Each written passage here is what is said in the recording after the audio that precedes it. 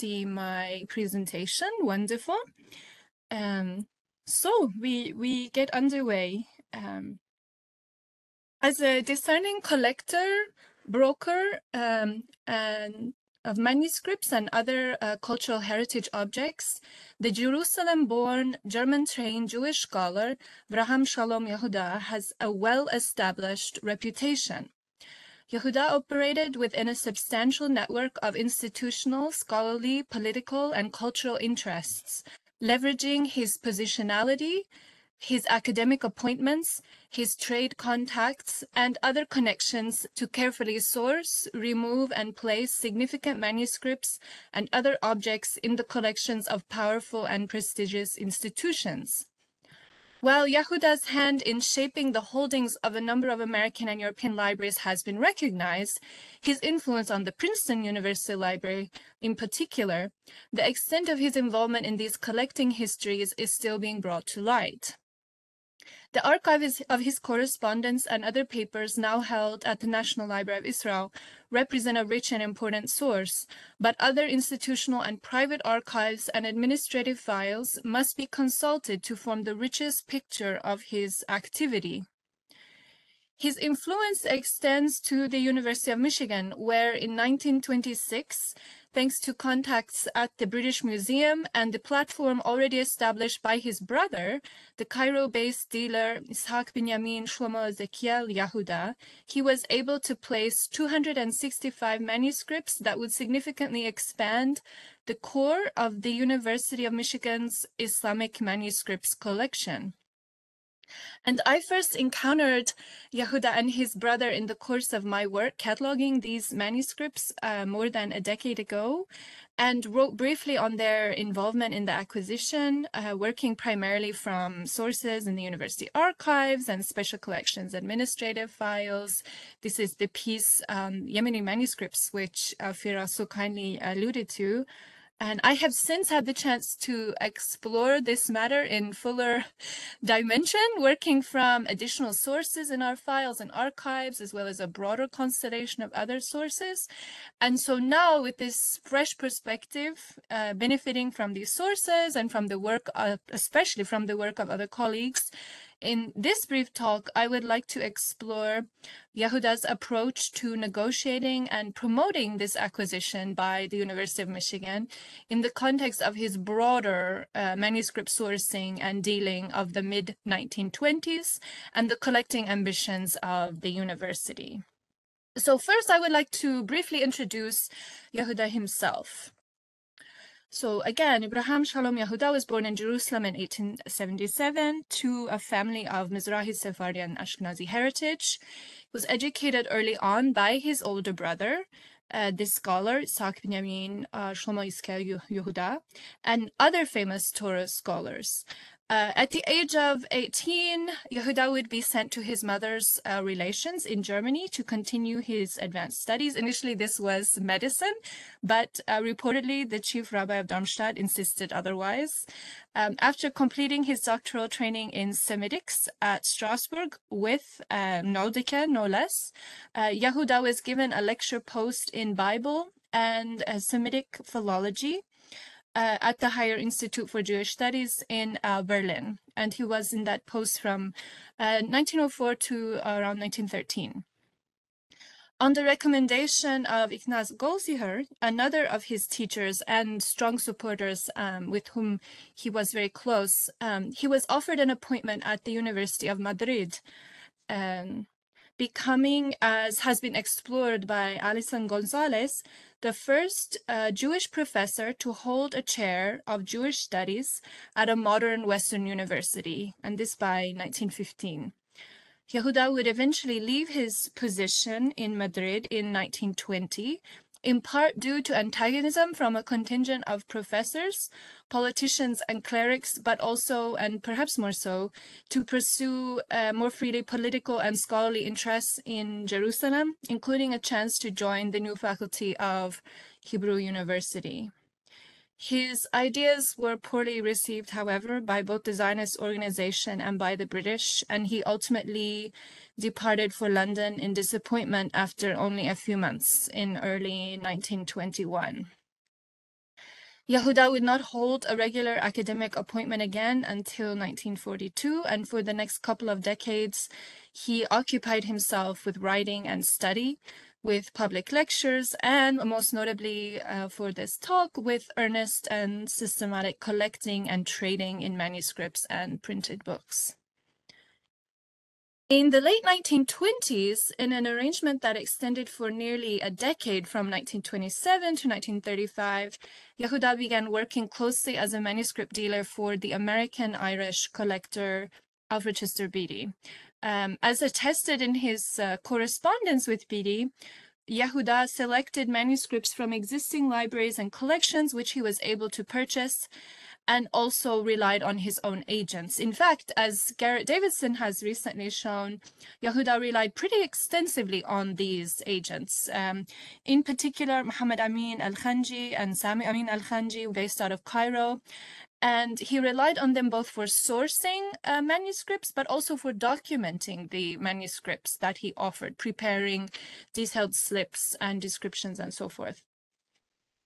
By the final decade of his life, this is actually a little bit earlier than the final decade, but Yahuda had sold a number of manuscripts, single volumes, small batches, generally of no more than a couple of hundred, but he had also built up, constructed a remarkable collection of chiefly Arabic and Persian manuscripts, from which he was able to sell to the U.S. Army Medical Library, which became the U.S. National Library of Medicine in 1940 and 1941, Princeton University Library in 1942, and then to leave the rest to the National Library of Israel as a legacy. Again, per his correspondence, he apparently had an interest in selling and placing this more carefully curated collection in an institution as early as 1931, and possibly even earlier with Heidelberg University Library in 1929, according to Thorsten Wallner, who has worked from reports of the records of the Heidelberg University Library. He certainly pursued this matter in earnest at the end of the decade, 1939, as his health deteriorated and the war loomed.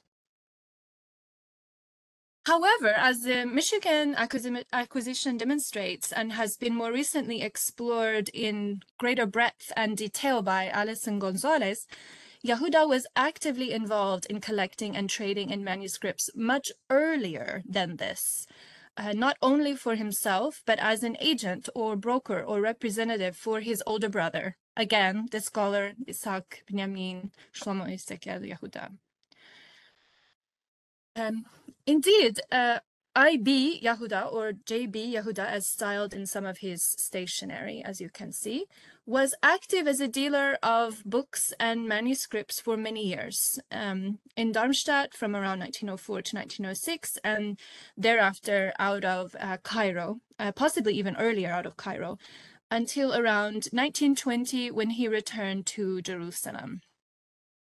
In Cairo, he was well respected among local scholars and visiting Orientalists and published on Arabic literature. During these years, and even into the mid-1920s, in a way, as we shall see, I.B. Yahuda supplied individuals and institutions, including Ignaz Goldziher, the New York Public Library by way of Richard Gottheil, Cambridge University Library, Hamburg by way of C.H. Becker, the Berlin State Library, and the British Museum. He was known to the membership of the DMG, and his German catalogs were celebrated. For example, the Italian colonial publication, which you see an excerpt from here, Manuale di Bibliografia Musulmana, mentions him in a section on the book trade, listing the best-known booksellers of the region who offer search and sale of printed books and manuscripts.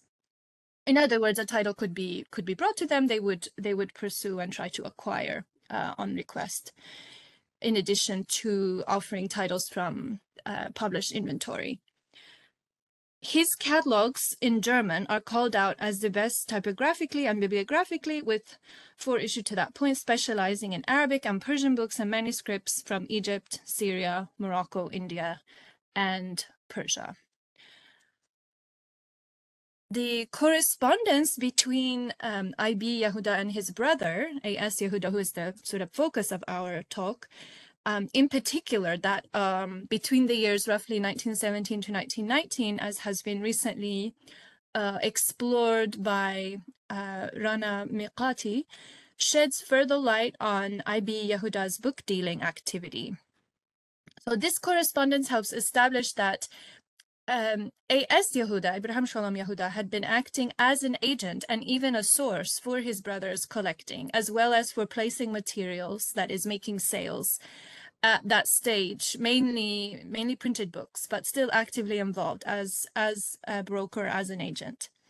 The correspondence also suggests that IB Yahuda's collected inventory, so to speak, was not necessarily to be found in a shop or storefront in Cairo, but that sales were made more out of a private or closed stock. Even collection, even library could be considered, which was located in various places, and that he probably operated out of his residence in Cairo. Notably, the correspondence mentions a store of books kept in Berlin from IB Yahuda's collection, presumably from which he may have been periodically offering or selling books, kind of inventory, but also a collection. A letter of May 1919, in which IB Yahuda is inquiring of A.S. Yahuda about the fate of the books, among other matters. It's a very long letter. Suggests that A.S. Yahuda had endeavored to offer the books of that collection to a library in Vienna, presumably the Austrian National Library, before World War I, again acting as his brother's agent. The correspondence further suggests that IB Yahuda's sales activity declined precipitously during the later years of the war, and by this time even established regular customers such as Gotha Letter in New York Public Library, the National Library in Rome at the time, and the British Museum were not able to continue acquiring from him. As his brother's interest and involvement in the trade waned during and after World War I, Abraham Shalom Yahuda took up the mantle and continued, initially in his brother's name, but eventually without his brother's imprimatur. Working from their established trade platform, A.S. Yahuda was able to place manuscripts at the British Museum, with 114 manuscripts in 1921 and subsequently several others well into the 1920s, at Cambridge University Library, 1922, at the University of Michigan, ultimately in 1926, and at Heidelberg University Library between 1925 and 1929. Each of these acquisitions building on the last, and sometimes with relatively quick succession or even direct trials or overlaps across the manuscript offers. For example, the Cambridge University Library acquisition of 1922, quote, came on the heels, per Alison Gonzalez, of a significant 1921 British Museum acquisition. And even some of these materials that ultimately went to Cambridge had been intended for Oxford, first offered there. As we will see shortly, manuscripts not accepted by the University of Michigan in 1925-1926 were offered instead to Heidelberg, and they were acquired by them and added to the collections there around 1928.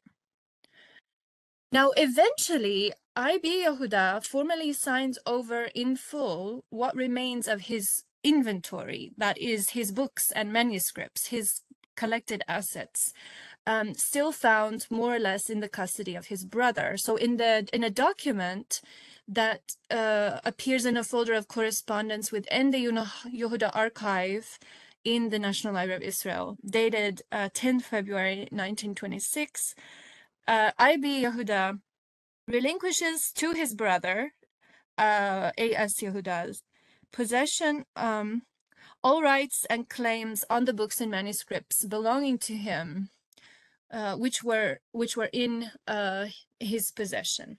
Further, he authorizes A.S. Yehuda to dispose of them in any way he may consider proper and at any price he may think suitable, without having to refer to me in connection with his dealings in the matter. Now, the University of Michigan acquisition narrative begins just prior to this, in the summer of 1925, when Abraham Shalom Yahuda approaches the British Museum with an offer of a collection of Arabic, Persian, and Turkish manuscripts. And this prompts Edward Edwards of the museum's Department of Oriental Printed Books and Manuscripts to write to University of Michigan professor Francis Wiley Kelsey, a respected classicist and archaeologist who was actively expanding the university's holdings in antiquities, papyri, and manuscripts, and who had apparently requested that Edwards keep him appraised of any such opportunities. So in this letter of 14 July 1925, Edward writes, "You asked me to let you know if I heard of any collection of Muslim manuscripts that were good and obtainable at a reasonable price. Such a collection has been brought to my notice earlier than I expected. Professor S., that is A.S. Yahuda, the brother of J.B. Yahuda of Cairo, has called here and shown me a list of Arabic with a few Turkish and Persian manuscripts that his brother has for sale. We have copies of nearly all of them, and hence we are not buying any of them." But it appears to me from the list that they are a most useful lot of works, many of them being rare indeed, and a good number of old copies. We have dealt with Yahuda for many years, having bought about 200 manuscripts during the last 3 years, and we found him reasonable, very reasonable in his prices, and his books of good literary value and of scientific importance. I'm advising him to send on the list to you so that your expert may judge and advise you regarding them. I'm inclined to think they are very well worth considering. So notably, Edwards introduces Yahuda as the brother of J.B. Yahuda of Cairo, right? Well-known, presumably bookseller, and indicates that the manuscripts listed by Yahuda are those his brother has for sale. A.S. Yahuda is acting as his brother's agent. Also of note, Edwards indicates that Yahuda has actually supplied the British Museum with a substantial number of manuscripts, about 200, over the course of the last few years, though perhaps not earlier than 1921. It is entirely unclear from Edwards' phrasing to which of the brothers he refers, and this is unsurprising given their close working relationship up to this point, with A.S. Yahuda acting as agent and sourcing manuscripts from the, quote, dealer inventory, or at least from his brother's collection, for sales. And we see this again in the correspondence between him and his brother from the earlier years of his brother's more robust, if we can call it that, commercial activity, and then in the 1920s as he is essentially seeking to clear his brother's remaining books and manuscripts that are more or less in his custody, and eventually, as we saw in 1926, formally signed over to him. So correspondence from 1922 with the museum's Lionel D. Barnett, who is keeper of the Department of Oriental Books and Manuscripts at the time and later went to SOAS, indicates that A.S. Yahuda apparently had legal authority to conduct business on behalf of his brother. Although it wasn't entirely seamless, there were sometimes concerns about making deposits for payment to I.B. Yahuda in the accounts of A.S. Yahuda, but they worked these issues through. So certainly at this point in the Michigan acquisition narrative, A.S. Yahuda appears to have been acting as an agent, a broker for his brother. He's leveraging the platform of a familiar established bookseller and to make this offer. But he eventually takes up the negotiations himself without any indication of deferring to his brother's discretion. So A.S. Yahuda redirects his offer to the University of Michigan and writes to Kelsey from Heidelberg, where he's then based. It's just a few weeks later, at the end of July. In his letter, he launches in without preamble. "Dear sir, I herewith beg to offer you a collection of manuscripts belonging to my brother, I.B. Yahuda, who was for many years, past tense, a dealer in Oriental books and manuscripts in Cairo. Yahuda is careful to note that he has been advised to approach Kelsey in the matter by some colleagues in England and also by Dr. Edwards of the British Museum. Recognizing that the trusted endorsement of Edwards is particularly valuable, he goes on to reference Edwards' evaluation of the collection and the arrangements between him and Kelsey. As you have asked him to call your attention to any collection of which he may hear, he was good enough to look through the slips which I made of the manuscripts and to bring the matter to your notice. So Yahuda and Edwards are cooperating, interestingly, it seems. Yahuda again invokes the word of Edwards on matters of price, saying that while Edwards agreed that the price asked for is quite reasonable, he also suggested a slight reduction per manuscript from £5 9 shillings, to £5 9 shillings from £5 10 shillings. So a slight decrease. However, at this stage, Yahuda is placing the ultimate discretion on price with his brother and appeals to the complications imposed by local governments and the appetites of collectors for swelling prices, though he can be accommodating, accepting payments in 2 or 3 installments if desired. So he says, should you be prepared to buy the whole collection, I shall do my best to persuade my brother to make some reduction if possible on the total amount. I must, however, emphasize that as matters stand now, it is very difficult to get manuscripts at lower prices, as it was still possible some time ago. Now, not only are the governments in the Orient particularly vigilant in preventing valuable manuscripts from leaving their countries, but also private collectors are eager to acquire any manuscript they can get hold of, often paying much higher prices than any European or American library. Yahuda also emphasizes that the present offer of 230 manuscripts has been carefully selected by him from a much larger collection of manuscripts at his disposal, presumably his brother's collection, or sales inventory, which he has been trying to clear. Even before the war, Yahuda had been attempting to place in Vienna, had extended an offer to Vienna. Yahuda has excluded manuscripts of less value or those which are to be found in several libraries, understanding the interests of the university in avoiding duplication, as it were. The overall impression is that this is not only a deal, a tremendous deal, perhaps, from a reliable and discriminating source, accommodating on price, offering a prime selection, so on. But this is a remarkable opportunity, as such opportunities are only becoming even more scarce. So this is the line.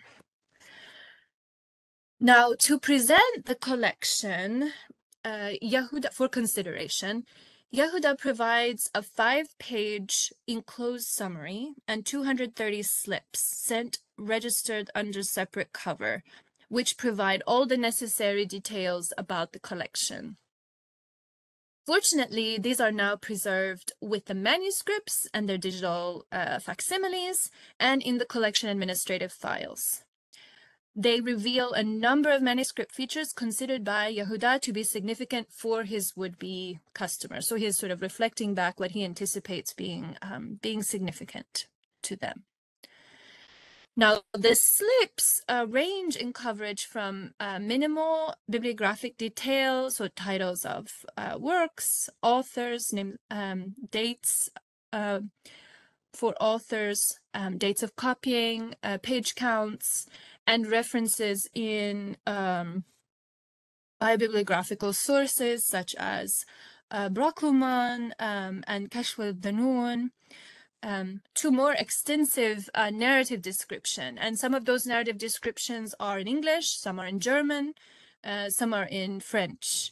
And these generally discuss the contents and their significance. The details which are emphasized and therefore presumably considered of interest for clients or would-be buyers include the date of the copy or the age, the rarity, whether or not the work has been published, and then these value statements. For example, beautifully and most correctly written, a very beautiful copy, never printed, etc. Also emphasized is the inventory number. You can see it encircled in red pencil here. And that either begins with IL or or with M for the Majamia. And I would like to just go back. So I mentioned that most of the details that appear, as you see, are in TypeScript, but there are notes. Handwritten notes, and these are most often in the hand of A.S. Yahuda. So he indicates that he has prepared these slips. We should take his word. This does appear to be his hand, so even we can compare with his written correspondence. So here's a letter to Kelsey from the same University Archives at Michigan, which is actually in his own handwriting. So we can compare and see that this does seem to be, these annotations, for example, here do seem to be in his handwriting. So back to the inventory numbers. So and the other details which are emphasized in the slips. So inventory number either begins with IL or it begins with M for the Majamir, for the Majmu'as. And the inventory numbers are also inscribed within the volumes and or sometimes, but usually both, on labels applied to the exterior of the volumes. And that is what you have seen in the spines of the books on the shelves. This is a means to facilitate the identification and the cataloging, the processing and accessioning of the materials to the collection. So most volumes also have a page count of some type. You can see that here. And an indication of the titles of the works, if that is not already provided in a clear way. And that, from time to time, does appear to be in the hand of either I.B. Yahuda or his secretary. If we compare the hand of his Arabic correspondence with Gozer, for example, it appears to be the same hand. And again, that could have been an assistant's work. Now, the slips, to a certain degree, may reflect this inventory cataloging that existed. It was kept by I.B. Yahuda to the extent that he maintained that, with some portion possibly even drawn up by him, or again, his secretaries, his staff, before the final edits from his brother.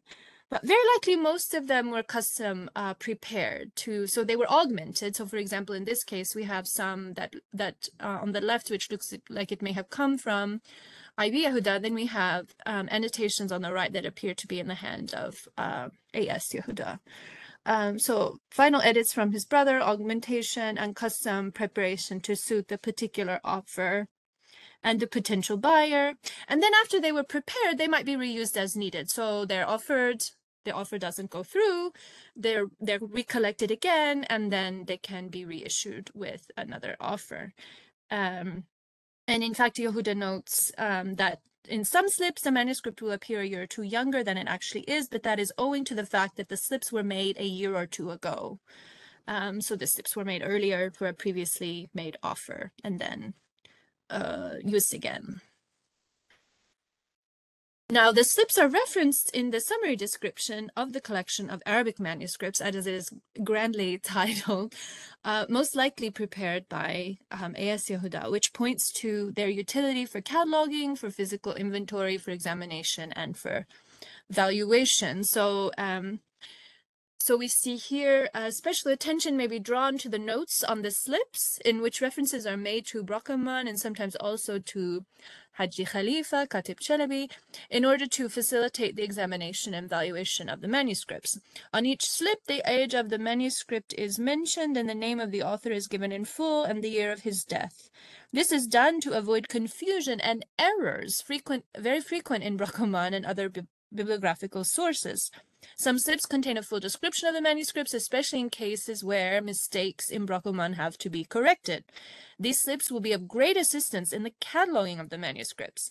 In the event of the collection being purchased, additional slips could be supplied in which the first and last lines of the text of each manuscript and all references to dates, approbations, and hearings, ijazat and sima'at he's referring to, are fully copied. As great experience is required for reading Arabic manuscripts of different epochs and of different handwritings, especially of Persian and Maghrebi Spanish Moorish scripts, the consulting of such slips would mean a further saving of time and work. The mark IL with a number following corresponds to the same mark in the manuscript, so as to save time in identifying the manuscripts with the slips, a job which is not so easy in view of the fact that not all the manuscripts show clearly their titles, and that some of them have only the abbreviated, more popular title of the book. This mark will be found either on the back of the manuscript or inside the front cover. So again, this is intended to facilitate the processing and accessioning of the collection. The summary description also suggests a number of significant features for the manuscript. So early dating, being early witnesses. The most conspicuous feature of the collection is that almost all of the manuscripts are old and well preserved. And then proximity to the author, rarity, and the presence of annotations by famous scholars. Specifically, he is mentioning Sama'at wa Ijazat. So we have some mention of that as well. And let's see, the collection coverage in breadth of subjects and authors represented is also presented as a strength, as is the importance of consulting manuscripts, even when printed editions might already be available. So you can see here in the lower left, though a great number of these books have been printed, the manuscript copies still have their importance and value, since almost all the printed books are full of mistakes, omissions, and even alterations. But in some cases, the printed copies are very rare, especially the early prints of Bulaq, Constantinople, and India. Oh, right. So how did the university respond to this? So it turns out that Yahudas Offer is willingly entertained by Professor Kelsey as the university's representative, with an understanding that the list of manuscripts has to be checked against existing holdings. And that work is actually done by ultimately by William Hoyt Worrell, who's a graduate of the University of Michigan. He continued his graduate studies at Hartford Theological Seminary and in Germany, and was called back to Michigan in 1925 to catalog manuscripts in the University Library and to complete a volume for the humanistic series. He taught Arabic and Hebrew, and he did a good bit of work with Coptic texts, actually. So it's his responsibility to check the lists against existing holdings. And so in that ensuing review, the selection is found to admirably supplement the existing collection, though there are some duplicates, so to speak. Duplicates in terms of text, in terms of work. And so after settling our reduction in the price in December 1925, Yahuda comes down to $5,500, which is roughly equivalent to around 85,000 euro today. And then of course they reach an arrangement with the duplicates to replace those for alternatives that the university can select from. The first batch of manuscripts finally reaches Ann Arbor in the fall of 1926, and that's of course more than a year after the initial offer, but they are received with tremendous enthusiasm. So, the allure of Yahuda's offer is clear. This is an opportunity to purchase an entire collection, already carefully cataloged, of notable content, unique and rare items of the greatest interest to Orientalists, so-called, covering a great variety of subjects, not duplicating manuscripts already held, early copies, with potential for study and especially for for path-breaking publication. And this rides on the momentum of major manuscript purchases which had been made just a year before the offer in 1924. So ultimately, Yahuda's Offer successfully appeals to these collecting ambitions. So sizable collections, engaging scholars in authoritative publication of documents by so-called competent hands, and then, this motivation for the so-called prestige of ownership without significant regard to displacement, dispossession necessary to source the manuscripts. Now, in the midst of the negotiation around Yahuda's Offer, a number of anecdotes related to his wider manuscript sourcing and dealing emerged. So these are beyond his dealings with the British Museum. And this appears elsewhere in his correspondence also, and it's quite common. There are no qualms about mentioning potential dealings with other institutions or individuals. Almost maybe individuals a little more cautious, but almost certainly it's intentional. It lends credence, demonstrates an established sort of trusted presence in the trade, and almost serves as a kind of reference that can be checked. So there are these mentions of these other, deals or possibilities going on. So there are actually several weeks that pass before the university can initially confirm interest, and Yahuda is compelled to beg a decision as an opportunity to sell manuscripts to a German library has opened for him. So on the 23rd of November, 1925, he writes, "Since my letter to you on November the 2nd, I was requested by a German library to submit to them a collection of Arabic manuscripts for purchase. I therefore see myself compelled to write again to you and beg you to let me know or have your decision, unless you have already done so in reply to my last letter, as I should not like to submit a list to them before I know exactly what number you are taking and which manuscripts you would like to have in place of those you don't need." So subsequently, in the course of the payment negotiation, Yahuda agrees to reduce the price owing to the university's willingness to purchase the entire collection. And at this stage, this is December of 1925, very near the end of the year, Yahuda makes no pretense of deferring to or even consulting his brother. That is dropped.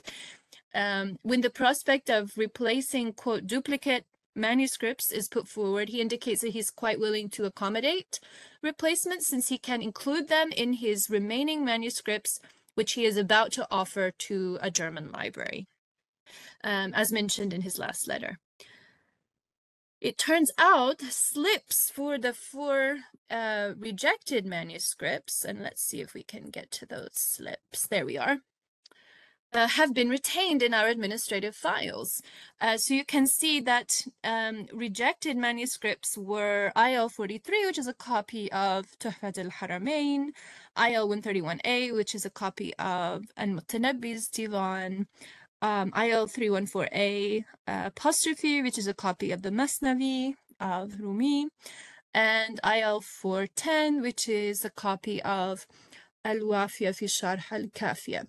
So if we analyze these with respect to the current holdings at Heidelberg University Library, we see that this German library must have been Heidelberg. So if we compare work, authorship, date of copying, extent, and size, we can see that IL 403, rejected by Michigan, was added as manuscript 130 to Heidelberg's collection, and then similarly another rejected manuscript from the Michigan offer, IL 314A, is now manuscript 153 in the Heidelberg collection, and the IL inscription is quite visible in the digital copy. In addition to that, by late summer, August 1926, after the issue with the payment, securing funds, all of that is sorted, Kelsey had to do some fundraising, shall we say. Yahuda is already angling to make another offer to Michigan. So he seeks a meeting with Kelsey in order to discuss a collection of very precious, decorative Arabic and Persian manuscripts, which he is sure would greatly enrich your Oriental collections, as he considers it much easier and quicker to arrive at an arrangement through personal intercourse than via correspondence, even if it is for the future, in the event they should not be able to consider such acquisition just now. And this may very well be the same material that he would ultimately offer en masse to Heidelberg in 1929, and eventually to Robert Garrett. And actually, notably, when Chester Beatty is introducing Garrett to Yahuda at Yahuda's request in July of 1931, he mentions a large number of Arabic manuscripts and also some decorative manuscripts, which he thinks might be of interest to Garrett. And so these, again, may very well be the same material. So we have seen an agent, a broker, and an architect, right? A collection builder. Before and after leaving his position in Madrid in the early 1920s, A.S. Yahuda would influence learning and scholarship at numerous institutions through his work founding programs and institutes, and quite significantly by placing manuscripts in institutional collections, shaping the form of those collections. While he involved himself in the book trade as an agent, a broker, and for his older brother's book trade in particular, earlier on, we see Yahuda really pick up this institutional sales activity in earnest during the 1920s. With the decline of his brother's dealings, with economic difficulties following the war, disappointments in Palestine, lack of academic appointment, desire and need for some financial stability, he also got married in 1921. We can see some of his motivations. With that, we see him quite invested in clearing his brother's physical assets, his brother's collection, remaining inventory, and then offering from these manuscripts, initially as his brother's agent, as had been their practice before, and that until the materials are actually formally signed over to him in February of 1926. He extends these offers to numerous institutions, so the British Museum, Cambridge University Library, the University of Michigan, and the University of Heidelberg, all during the 1920s. And all of this before he would pick up his own collecting activity with his work as agent, relying on agents, for Chester Beatty in around 1927, and then place his legacy at the U.S. National Library of Medicine, Princeton University Library, and the MLI. So with Yahuda's success in placing this collection at Michigan, we see another trace of the reach of his influence, not only as an agent, but as a collection builder, a collection architect, successfully placing material that has been carefully selected, assembled, and presented to appeal to the university's collecting ambitions and processing needs, with even these inventory numbers, title inscriptions, detailed cataloging slips, all of that's practically shelf ready, as they would say. And this acquisition would form the core of a burgeoning collection. And really, the Yahuda collection at Michigan represents quite a legacy. These manuscripts remain among the most significant in the entire Islamic manuscripts collection, which is now at Michigan. Most are early witnesses for the texts they carry. They're mainly Arabic texts, but also Turkish and Persian. The coverage is exceptional. There's a broad range of subjects. There's a broad range of geographies and manuscript cultures represented, which makes for an exemplary teaching collection. I actually find myself including a Yahuda manuscript in almost every class I teach.